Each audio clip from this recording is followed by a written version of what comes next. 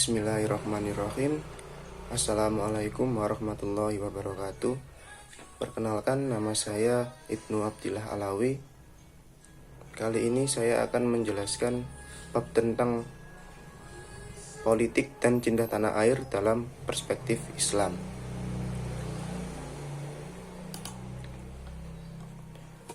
Setelah mengikuti perkuliahan ini, mahasiswa diharapkan dapat memahami teori politik dan cinta tanah air dalam Islam, mampu menerapkannya dalam penyelesaian masalah sehari-hari, mengambil keputusan secara tepat, serta bertanggung jawab berdasarkan nilai-nilai pendidikan, budaya, dan karakter bangsa negara.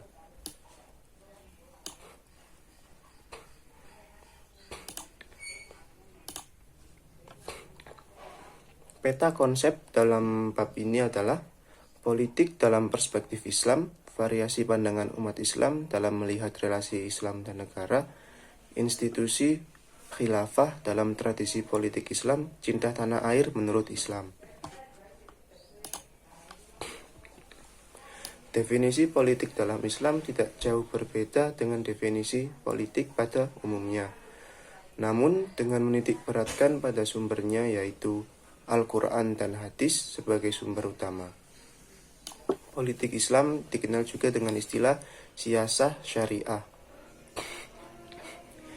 Definisi siyasah syariah menurut Abdul Wahab Khalaf adalah pengaturan urusan pemerintahan kaum muslimin secara menyeluruh dengan cara mewujudkan kemaslahatan, mencegah terjadinya kerusakan melalui aturan-aturan yang ditetapkan Islam dan prinsip-prinsip umum syariat. Kendati hal itu tidak ada dalam ketetapan nas atau Al-Quran dan hadis, dan hanya merujuk pada pendapat para imam mujtahid menurut Taimiyah 1419 Hijriah.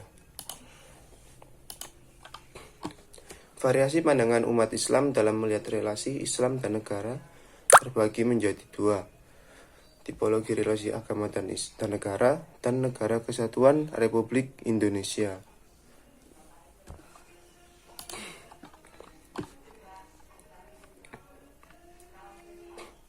Institusi khilafah dalam tradisi politik Islam. Khilafah merujuk pada sistem pemerintahan Islam pertama yang didirikan pasca wafatnya Rasulullah SAW. Pemimpin dalam sistem ini disebut khalifah. Berdasarkan fakta historis, tampak bahwa tidak ada aturan baku dalam pemilihan pemimpin dalam Islam, kecuali aturan untuk musyawarah dan mufakat. Namun, prosedurnya selalu berubah sesuai dengan tuntutan zaman yang mengiringinya. Di antara cara pengangkatan khalifah yang terjadi dalam sejarah politik Islam ada 3 jalan.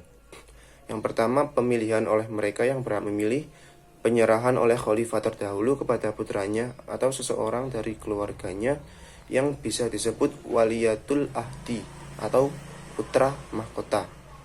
Yang ketiga, perebutan jabatan khilafah atau pemimpin oleh seseorang dengan kekerasan atau melalui peperangan dan pemberontakan.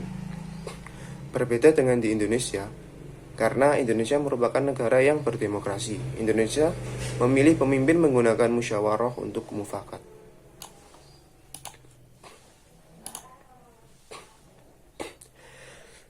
Cinta tanah air menurut Islam. Kecintaan terhadap tanah air akan menimbulkan sikap patriot, yang berarti sikap gagah berani, pantang menyerah, dan rela berkorban demi bangsa dan negara.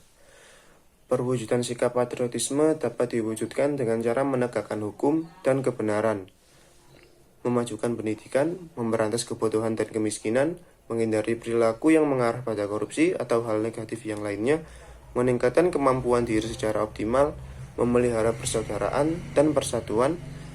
Semangat cinta tanah air dapat dimulai dan diterapkan di lingkungan terkecil seperti keluarga, pertemanan, sekolah, dan ke masyarakat sekitar melalui keteladanan.